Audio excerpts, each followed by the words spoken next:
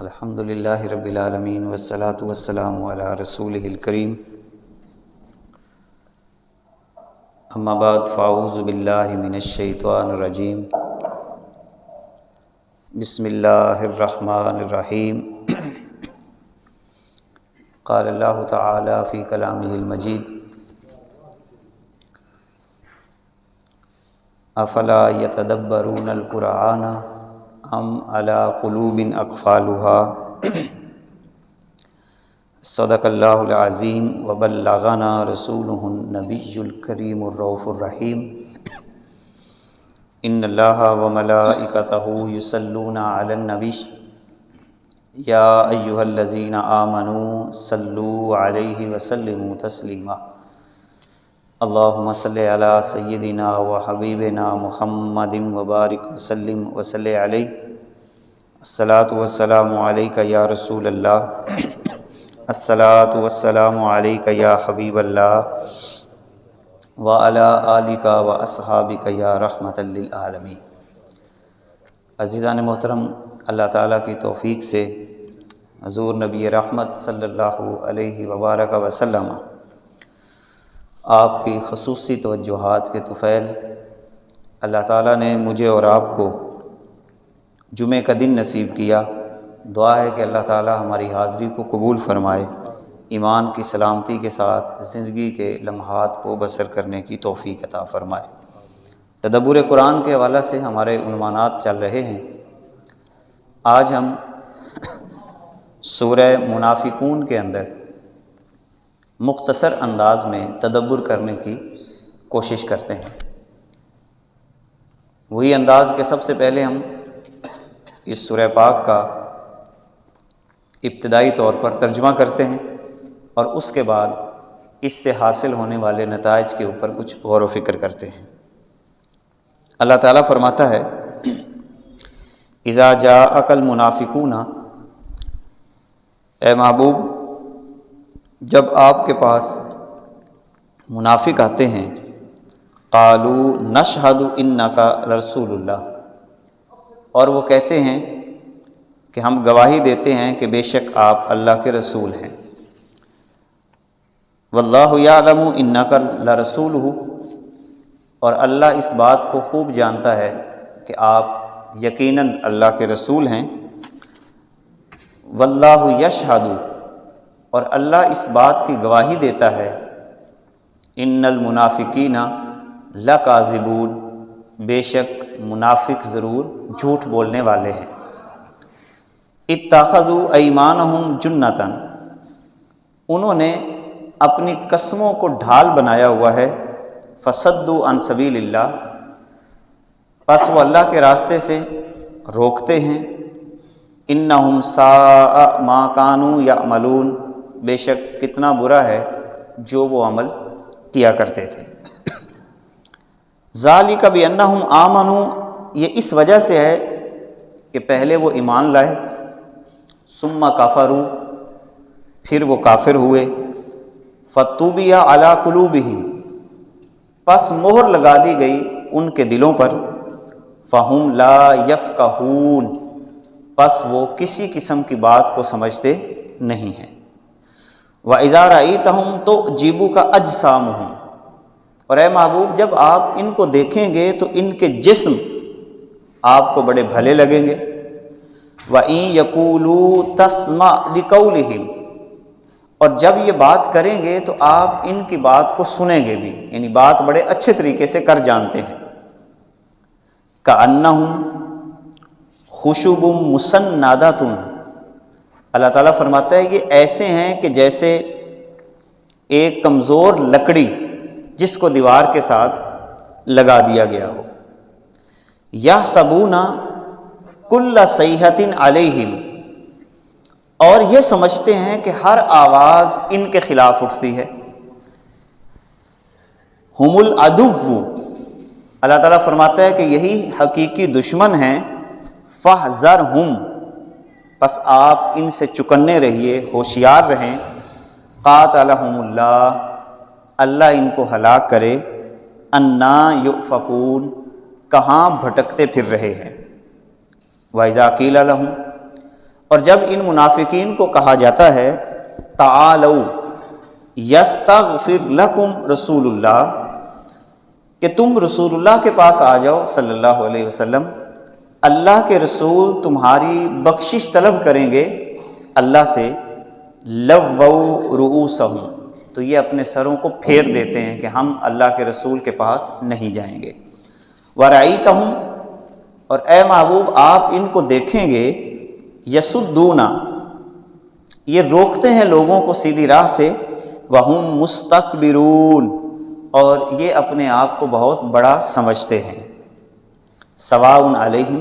اے محبوب یہ جو منافق ہیں ان کے لیے برابر ہے، استغفرت لہم، چاہے آپ ان کے لیے بخشش مانگیں، ام لم تستغفر لہم، یا آپ ان کے لیے بخشش نہ مانگیں، لن یغفر اللہ، اللہ ان کو ہرگز معاف نہیں کرے گا، لن یغفر اللہ لہم، اللہ تعالیٰ ان کو ہرگز معاف نہیں کرے گا، کیونکہ تیرے پاس آ کے اللہ سے معافی نہیں مانگتے۔ ان اللہ، بے شک اللہ، لا یہدی، ہدایت نہیں دیتا، القوم الفاسقین، فاسق قوم کو۔ اب یہ فاسق کون ہوتے ہیں؟ ہم الذین یقولون، فاسق وہ ہیں جو یہ کہتے ہیں، لا تنفقوا علی من عند رسول اللہ، منافق اپنے ساتھیوں کو کہتے ہیں کہ تم خرچ نہ کرو ان لوگوں پر جو اللہ کے رسول کے دائیں بائیں آگے پیچھے بیٹھے ہوتے ہیں، حتیٰ ینفدوا، یہاں تک کہ وہ خود ہی، جب آپ خرچ نہیں کریں گے تو یہ خود ہی رسول اللہ صلی اللہ علیہ وسلم کو چھوڑ کر کہیں چلے جائیں گے۔ وَلِلَّهِ خَزَائِنُ السَّمَاوَاتِ وَالْأَرْضِ، اللہ ہی کے لیے آسمانوں اور زمین کے خزانے ہیں، وَلَٰكِنَّ الْمُنَافِقِينَ لَا يَفْقَهُونَ، لیکن منافق اس بات کو بھی نہیں جانتے۔ یقولون، منافق یہ کہتے ہیں، لَئِن رَجَعْنَا إِلَى الْمَدِينَةِ، اگر ہم مدینہ کی طرف دوبارہ لوٹ آئے، لَيُخْرِجَنَّ الْأَعَزُّ مِنْهَا الْأَذَلَّ، تو ہم کیا کریں گے، جو عزت والے ہیں، ہم جو مدینے کے اندر ہماری ایک مقام ہے، ہماری ایک عزت ہے، تو ہم معاذ اللہ ان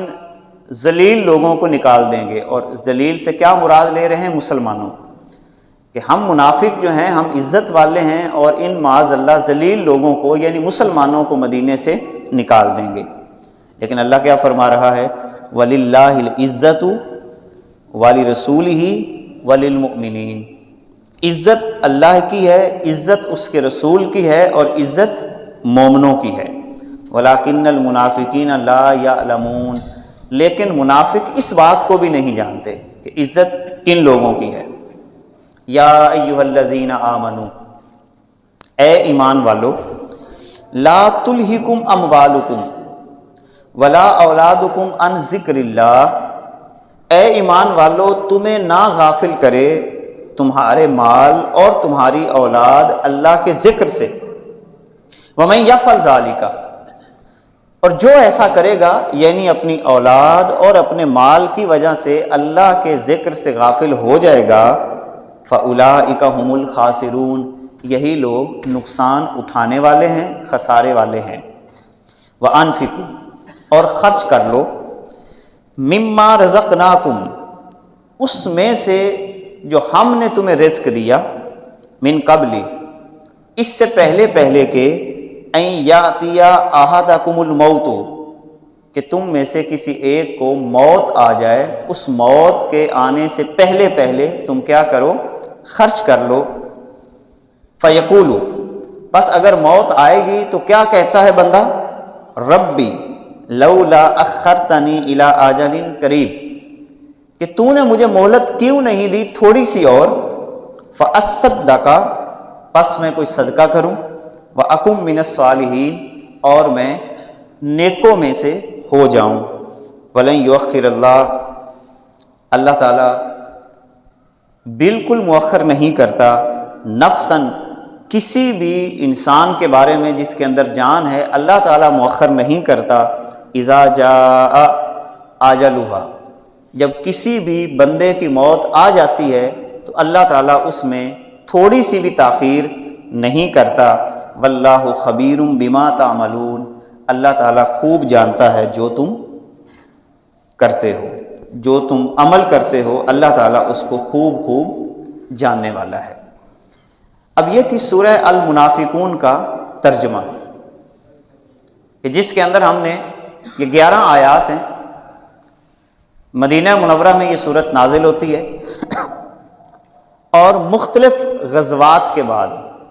اور بعض مفسرین یہ کہتے ہیں کہ بعض غزوات کے موقع پر منافقین کے رویے جب سامنے آتے ہیں تو اس وقت اللہ تعالیٰ نے یہ تفصیل کے ساتھ 11 آیات نازل کی تاکہ منافقوں کے رویے کو اب لوگوں کے سامنے مکمل طور پر واضح کر دیا جائے۔ یعنی پہلے تو واضح نہیں تھا، لیکن اب اللہ تعالیٰ نے ان کو کیا کر دیا، لوگوں کے سامنے واضح کر دیا۔ اب ہم اس صورت کے تدبر کی طرف رجوع کرتے ہیں۔ سب سے پہلی بات کہ منافقت کہتے کسے ہیں؟ اس کو نفاق بھی کہا جاتا ہے، اور یہ عربی زبان کا لفظ ہے، اور یہ بنا ہے نفق سے، نفق، اور نفق کہتے ہیں زمین کے اندر سرنگ بنانا، جو سرنگ بنائی جاتی ہے اس کو نفق کہا جاتا ہے۔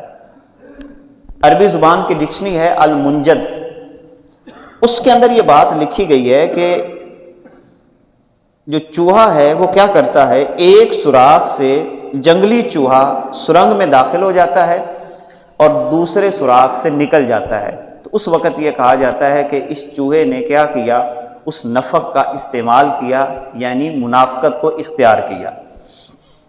ایک سوراخ سے داخل ہوا اور دوسرے سوراخ سے نکل گیا۔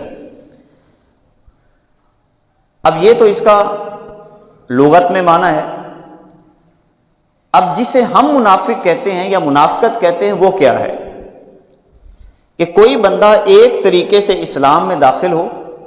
اور دوسرے طریقے سے اسلام سے نکل جائے، اسے منافقت کہتے ہیں۔ اب وہ کون سا ایک طریقہ ہے؟ کہ منافق اپنے ظاہر اور زبان سے اسلام میں داخل ہو جاتا ہے، یعنی کلمہ پڑھتا ہے، مسلمانوں جیسا روپ دھار لیتا ہے، مسلمانوں جیسے انداز اختیار کرتا ہے، نماز بھی پڑھتا ہے، روزہ بھی رکھتا ہے، زکوٰۃ بھی ادا کرتا ہے، حج بھی پڑھتا ہے، یعنی ظاہراً جتنے اعمال ہیں اس کی طبیعت میں سارے کے سارے مسلمانوں جیسے ہوتے ہیں۔ تو گویا کہ ایک سوراخ سے، ایک طریقے سے وہ اسلام کے اندر داخل ہو گیا، جبکہ دل سے اسلام سے نکل جاتا ہے، یعنی سازش اور دھوکہ مسلمانوں کے خلاف، دل کے اندر نفرت مسلمانوں کے خلاف، مسلمانوں کو نقصان پہنچانے کے لیے ہر وہ انداز اختیار کرنا کہ جو وہاں پہ اختیار کیا جا سکتا ہے۔ یہی وجہ ہے کہ خیر کو ظاہر کرتا ہے اور اس کے دل کے اندر شر ہوتا ہے، یعنی لوگوں کے سامنے یہ ظاہر کرتا ہے کہ میں نیک آدمی ہوں، میں خیر چاہتا ہوں، لیکن حقیقت میں کیا ہوتا ہے، اس کے دل کے اندر شر ہوتا ہے۔ یہی وجہ ہے کہ رئیس المنافقین عبداللہ بن ابی، وہ بھی یہی انداز اختیار کرتا تھا، جمعے والے دن خاص طور پہ، یعنی عام روٹین کے اندر بھی وہ جو اپنا انداز اختیار کرتا سو کرتا، یعنی کبھی کبھی نبی کریم صلی اللہ علیہ وسلم کی معاونت میں آگے بھی بڑھ جاتا، میٹنگ کے اندر بھی شامل ہوتا، مشاورت کے اندر بھی شامل ہوتا۔ اب جمعے والے دن کا اس کا انداز بڑا ایک عجیب و غریب تھا کہ جب لوگ جمعہ پڑھنے کے لیے آتے تو جب سرکار دو عالم صلی اللہ علیہ وبارک وسلم خطبہ ارشاد فرماتے اور اس کے بعد یا اس سے پہلے جب سارا ہجوم اکٹھا ہو جاتا تو یہ کھڑا ہو جاتا اور جمعے والے دن یکجہتی کا اظہار کرتا، باقاعدہ لوگوں میں یہ اعلان کرتا، دیکھو یہ جو نبی ہیں یہ اللہ کا ہم پہ ان کا بڑا کرم ہے، اللہ رب العزت نے ہمیں یہ عطا کیے ہیں، ان کی وجہ سے ہمیں دین کی سمجھ آئی ہے، ان کی وجہ سے ہمیں جینے کا طریقہ آیا ہے، اس محمد کی وجہ سے ہمارے نفرتیں ختم ہوئی ہیں، اس محمد صلی اللہ علیہ وسلم کی وجہ سے ہم بھائی بھائی بن گئے، یہ ہمیں سیدھی راہ دکھاتا ہے، باقاعدہ تقریر کرتا، یعنی جمعے والے دن مسجد نبوی کے اندر کھڑے ہو کر باقاعدہ کیا کرتا، تقریر کرتا اور اپنا اظہار یکجہتی یہ اس کا اظہار کرتا، مگر باطنی طور پر یہ سازشوں میں مصروف رہتا. یعنی جیسے ہی جمعے کا دن ختم ہو جاتا، یا جیسے غزوہ احد کے موقع پر اس نے کیا کیا، باقاعدہ میٹنگ میں شامل ہوا کہ ہم جنگ لڑیں گے. ادھر سے اتنا بڑا لشکر آ رہا ہے اور ادھر سے مسلمانوں کا تقریباً 1000 کا لشکر تیار ہوتا ہے، جس کے اندر اس نے اپنے 300 بندے داخل کیے ہوئے تھے، یعنی سازش کے طور پر 300 بندے اندر داخل کیے. اور جیسے ہی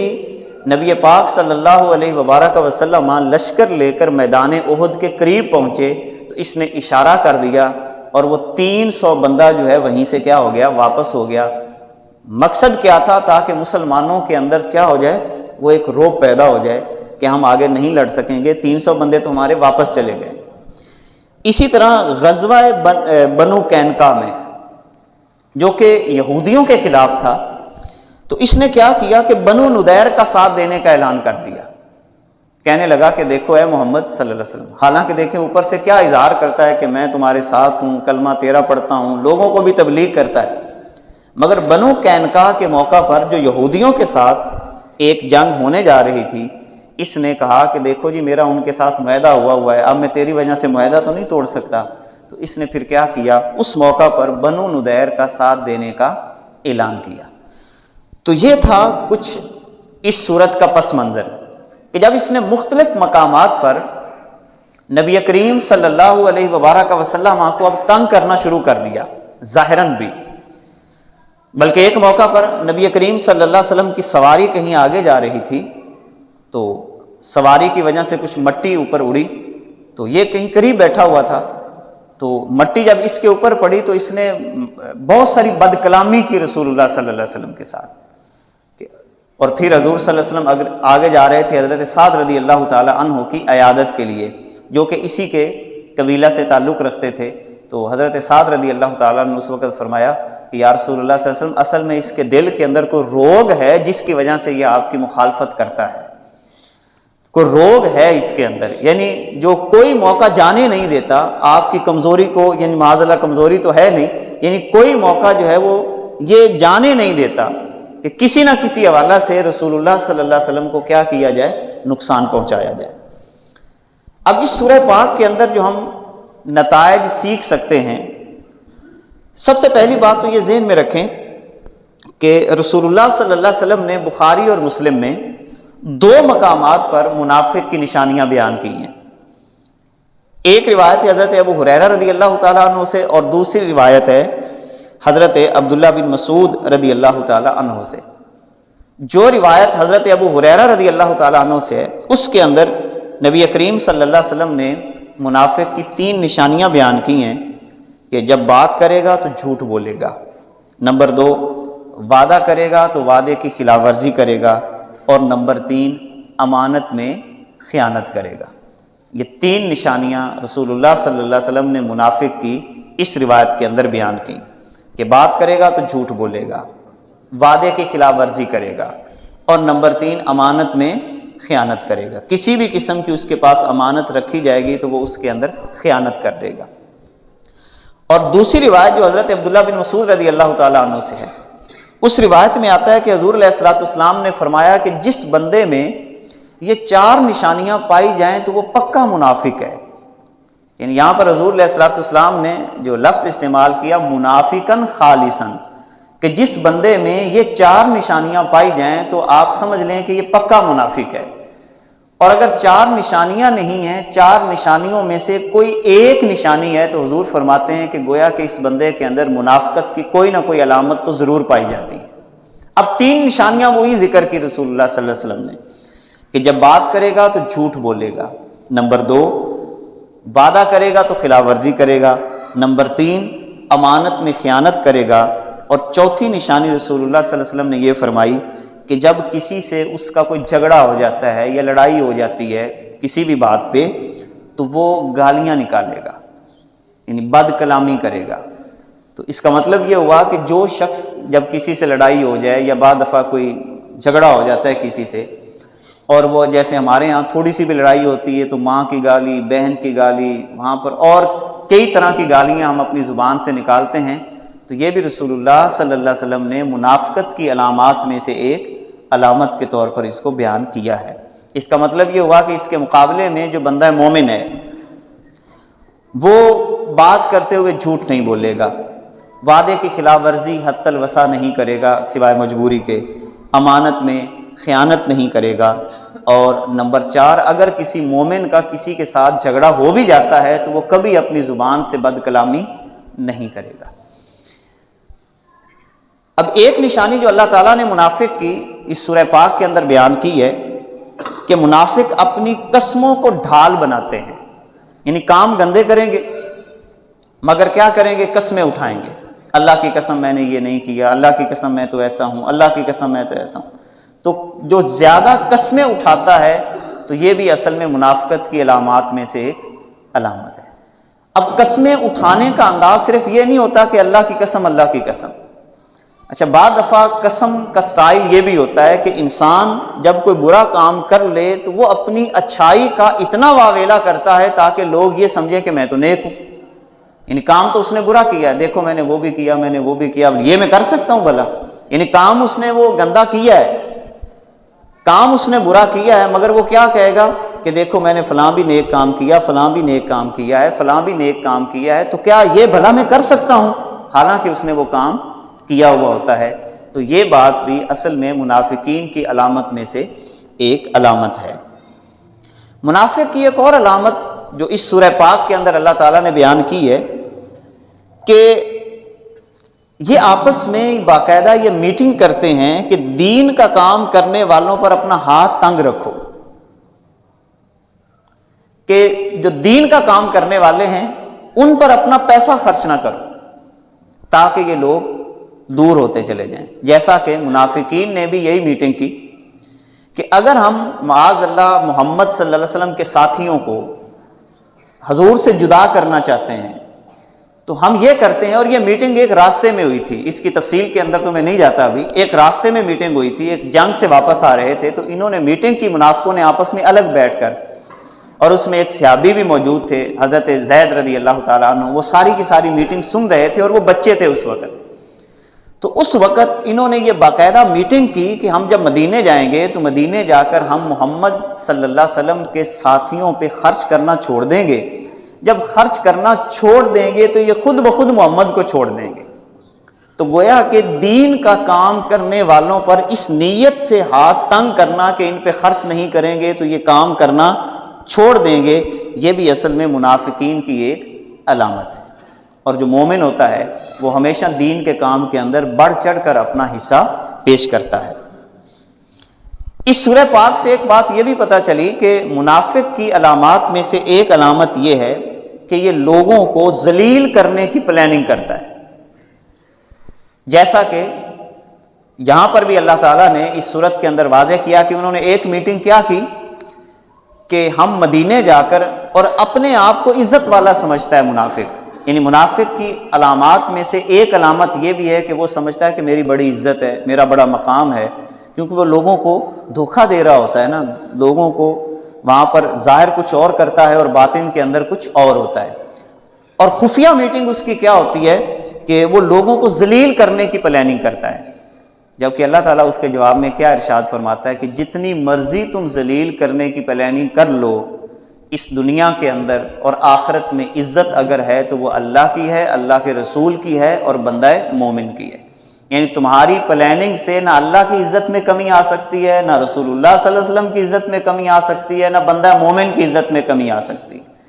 تو لہٰذا جب کوئی بندہ یہ منفی پلاننگ کرتا ہے تو اس کی منفی یعنی گھٹیا پلاننگ کا نقصان نہ اللہ کو ہوتا ہے، نہ اللہ کے رسول کو ہوتا ہے، نہ بندہ مومن کو ہوتا ہے، حقیقت میں وہ بندہ اپنا ہی نقصان کر رہا ہوتا ہے۔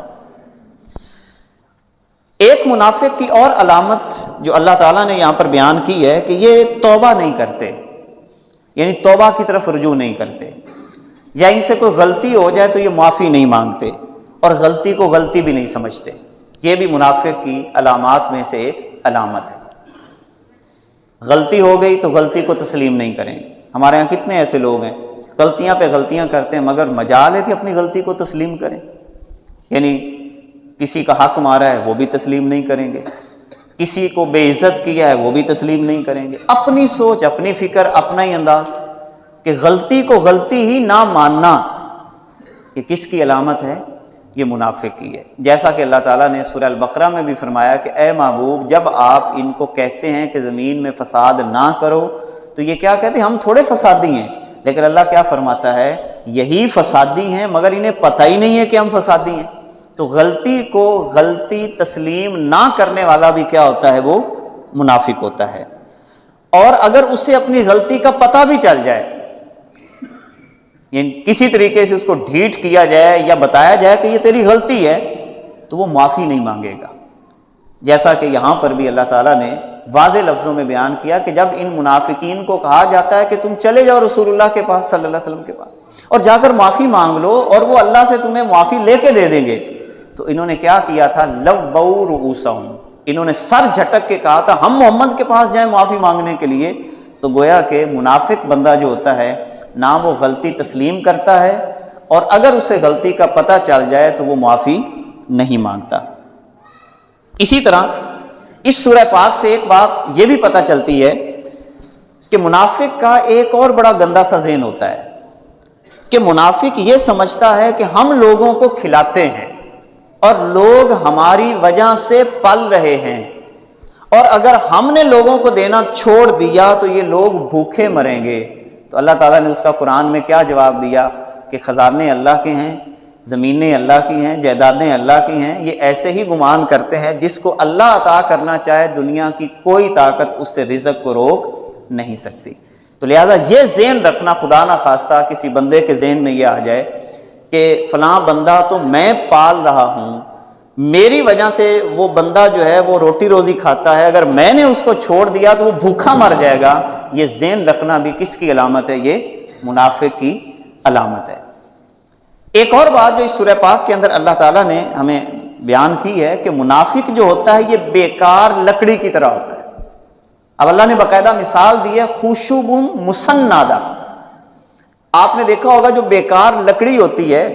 اللہ تعالیٰ فرماتا ہے اس کو جیسے دیوار کے ساتھ لگا دیا جاتا ہے، وہ کسی کام کی نہیں ہوتی. نہ وہ ستون کا کام کر سکے، نہ وہاں پر وہ کسی چھت کے اوپر بیٹھ اس کو لگایا جا سکے، نہ وہاں پر کوئی اور انداز اختیار کیا جا سکے. بس اس کو جیسے ہی ہاتھ لگایا جائے تو وہ بھربری ہو کر نیچے گر جائے. تو اللہ تعالیٰ فرماتا ہے منافق بھی ایسا ہی ہوتا ہے، یعنی اس کی اپنی کوئی طاقت نہیں ہوتی، اس کی کوئی اپنی طاقت نہیں ہوتی، وہ بس سہارا لیتا ہے. اور آج بھی منافق یہ وہ کیا کرے گا؟ یا تو کسی مالدار کا سہارا لے لے گا منافق، یا وہ مذہب کا سہارا لے لے گا منافق. وہ کسی نہ کسی کا سہارا لے کر چل رہا ہوتا ہے، اور جیسے ہی وہ سہارا اس سے دور ہوگا منافق کی کوئی اپنی ویلیو اور قیمت نہیں ہوتی. تو لہذا منافقت اتنی گندی شے ہے کہ جو انسان کو دنیا اور آخرت کے اندر کیا کرتی ہے؟ برباد کرتی ہے. یعنی کسی کا سہارا زندگی کے اندر کبھی بھی نہ لیں. اگر سہارا لینا ہے تو وہ اللہ اور اس کے رسول کا لیں. یہ دنیا کے سہارے انسان کو نقصان پہنچاتے ہیں. تو اللہ تعالیٰ نے منافق کی جو مثال دی ہے قرآن میں، خشب مسندہ، خشب لکڑی، مسندہ سند سے ہے ٹیک لگانا، یعنی ایسی لکڑی جس کو کسی کے ساتھ بس ٹیک لگا دی جاتی ہے. تو منافق بھی کیا کرتا ہے؟ وہ کسی نہ کسی چیز کا سہارا لیتا ہے. جیسا کہ رسول اللہ صلی اللہ علیہ وسلم کے زمانہ پاک میں منافقوں نے پہلے کلمے کا سہارا لیا، پھر اپنی باتوں کا سہارا لیا کہ ہم بڑے مومن ہیں، ہم تو بڑے خیر خواہ ہیں، اور جب تنہائی میں ہوتے ہیں تو مسلمانوں کے خلاف یہ باقاعدہ منصوبہ تیار کرتے ہیں. اچھا، منافق کی ایک اور علامت یہاں پہ اللہ تعالیٰ نے بیان کی ہے کہ یہ ہر آواز کو اپنے خلاف سمجھتے ہیں. یہ ایک اور بڑی زبردست علامت ہے منافق کی، اور یہ ہر بندے کو اپنے طور پہ پتہ چل سکتا ہے. یعنی بات جہاں پر بھی حق کی ہو رہی ہوگی، حق کی بات ہو رہی ہوگی، تو منافق یہ سمجھے گا کہ یہ بندہ میرے خلاف بات کر رہا ہے. حالانکہ جو اگر تو مومن ہے تو مومن ہوتا ہے، یعنی جس کا دل بندوں کے بارے میں صاف ہو، کسی سے زیادتی نہ کرتا ہو، کسی سے جھگڑا نہ کرتا ہو، کسی کا حق نہ مارا ہو، کسی کو گالی گلوچ نہ دی ہو، کسی کو دھوکہ نہ دیا ہو، کسی کے خلاف سازش نہ کی ہو، کسی کی عزت کو پائمال نہ کیا ہو، کسی کو بے وقت نہ سمجھا ہو، اگر تو ٹھیک ہے. تو تجھے مسئلہ نہیں ہونا چاہیے۔ تو منافق کی اللہ تعالیٰ یہ مثال یہ بیان کرتا ہے کہ وہ ہر آواز کو اپنے خلاف سمجھتا ہے کہ یہ شاید میرے خلاف بات ہو رہی ہے، اس نے بھی میرے خلاف کی ہے، اس نے بھی میرے خلاف کی ہے، اس نے بھی میرے خلاف کی ہے۔ یہی وجہ ہے کہ جب قرآن بیان کیا جاتا تو یہ منافق آپس میں کیا کہتے ہیں، یہ محمد ہمارے خلاف باتیں کر رہا ہے۔ بھی تمہارے خلاف تھوڑی کرنی، تم ہو جو ایسے، جب تمہاری اندر کی حالت ہی ایسی تو تمہیں ہر بات کیا لگے گی کہ ہمارے خلاف کی جا رہی ہے۔ تو یہ بات ایک تھرمامیٹر کے طور پر ذہن میں رکھیں کہ قرآن میں جہاں پر بھی اللہ تعالیٰ نے ہر بات جو حق کی ہے، تو جب قرآن منافق کے سامنے کھول کر پیش کیا جاتا ہے تو یہ کیا سمجھتا ہے، حالانکہ قرآن کی بات کی جا رہی ہے، یہ کہے گا مولوی میرے خلاف کر رہا ہے، فلاں میرے خلاف کر رہا ہے، فلاں میرے خلاف کر رہا ہے۔ کیوں کہ جو اندر سے کمزور ہوتا ہے وہ یہی سمجھتا ہے کہ ہر بات کیا ہو رہی ہے، یہ میرے خلاف ہو رہی ہے۔ تو یہ بھی اللہ تعالیٰ نے اسی صورت کے اندر علامت منافق کی بیان کی۔ اسی لیے اللہ تعالیٰ ایک اور بڑی زبردست بات فرماتا ہے، اگر تمہیں یہ چند باتوں سے پتہ چل جائے کہ یہ منافق ہے، یعنی بات کرتا ہے تو جھوٹ بولتا ہے، وعدہ خلافی کرتا ہے، اور کسی بندے کو دیکھ لیں کہ لڑائی کے وقت وہ گالیاں نکال رہا ہو، یعنی کسی کی ماں کو نہ چھوڑے، کسی کی بہن کو نہ چھوڑے، وہ ہر طرح کی بد کلامی کرتا ہے لڑائی کے وقت، تو آپ سمجھ لیں کہ اس کے اندر منافقت کا کوئی نہ کوئی عنصر پایا جاتا ہے۔ تو اللہ تعالیٰ فرما رہا ہے کہ منافقوں سے ہوشیار ہو کے رہنا ہے۔ اگر تمہیں پتہ چل جائے کہ یہ بندہ منافق ہے، اس کے اندر نفاق کی علامات میں سے کوئی نہ کوئی علامت ہے، تو چکنے رہنا۔ اس کا مطلب ہے یہ تمہیں نقصان پہنچا سکتا ہے، اپنا بھید اس کو نہیں دینا یا اپنا راز اس کو نہیں دینا، ورنہ کہیں نہ کہیں پہ جا کے آپ کو کیا کرے گا، یہ نقصان پہنچائے گا۔ یعنی کتنا واضح بیان اللہ تعالیٰ نے منافقت کے بارے میں یہاں پہ کیا۔ اچھا، ایک اور بات اللہ تعالیٰ نے منافق کے حوالے سے یہاں پہ کی ہے کہ یہ موت کے لمحات میں اپنی خواہشات کرے گا، کاش کہ میں نیک ہو جاتا، کاش کہ میں اچھا ہو جاتا، کاش کہ میں لوگوں پہ خرچ کرتا، کاش کہ میں نیکوکاروں میں سے ہو جاتا۔ یہ اس وقت اپنا کیا کرتا، دل کے اندر بہت ساری باتیں کرے گا۔ اور آخری بات اس صورت کے اندر سے جو ہمیں حاصل ہوتی ہے کہ اللہ تعالیٰ یہ فرماتا ہے کہ اپنے مال اور اولاد کی وجہ سے اللہ کے ذکر سے غافل نہیں ہونا۔ اب اس کی تفسیر میں مفسرین نے لکھا ہے کیسے، مثلا ایک بندے پہ حج فرض ہے، صاحب استطاعت ہے، حج کر سکتا ہے، جب بھی اس کو کہا جاتا ہے بھی حج کرو، جی میرے بچوں کی شادیاں ہیں، بچیوں کی شادیاں ہیں، فلاں کرنا ہے، وہ کرنا ہے، تو اس نے گویا کہ کیا کیا، اپنے بچوں کی وجہ سے، حالانکہ اللہ تعالیٰ نے خرچے لازم تو نہیں کیے، یہ خود ہی ذہنی طور پر خرچے سمجھ بیٹھا ہے نا، اور استطاعت کے باوجود اگر یہ حج نہیں کر رہا تو گویا کہ اللہ کے ذکر سے غافل ہو رہا ہے۔ اور جو بندہ استطاعت کے باوجود حج نہیں پڑھتا اور یہ بہانہ ساری عمر بناتا رہے کہ نہیں پیسہ اور کمانا ہے، زمین اور لے لوں، جائیداد اور لے لوں، بچوں کی شادیاں کرنی ہیں، یہ بہانے بناتا رہے، نبی پاک صلی اللہ علیہ وسلم فرماتے ہیں جو استطاعت کے باوجود حج نہیں پڑھتا، اللہ کو اس کی کوئی پرواہ نہیں رہتی کہ وہ یہودی ہو کے مرے یا عیسائی ہو کے مرے۔ اندازہ لگائیں اتنی سخت وعید ہے۔ ہم میں سے کتنے ایسے لوگ ہیں جو صاحب استطاعت ہیں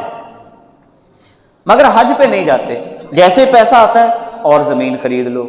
اور کاروبار کر لو اور یہ کر لو اور فلاں کر لو، تو صاحب استطاعت پر حج فرض ہے، تو حج فرض جو نہیں کرتا وہ بھی گویا کہ اللہ کے عطا کردہ مال کی وجہ سے اللہ کے ذکر سے کیا ہو رہا ہے، غافل ہو رہا ہے۔